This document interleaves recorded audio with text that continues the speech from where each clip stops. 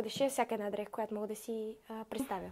Най-важното е да се започне от някъде, а да започнеш от нещо много голямо е много добре, защото курса наистина е не просто някакви основи, а всичко, което ти трябва. Аз не знам какво друго ти трябва, освен да можеш да шиеш всяка една дреха и всички специфики. Смятам, че курса би бил много полезен за хора, които навлизат в модната индустрия или просто им е съвсем леко интересно, защото след курса ще бъде адски интересно. За всеки един човек би бил полезен, който е абстрактен, готин и преди курса не бях никога шевна машина и беше много голямо предизвикателство, обаче в крайна сметка в момента мога да шия всяка една дреха, която мога да си представя.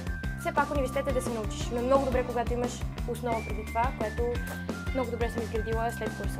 Кариерата ми в модната сфера, аз се виждам като бъдещ дизайнер. Нали, това е най-голямата ми мечта в живота, като цяло най-голямата ми цел и смятам, че ще се постигне.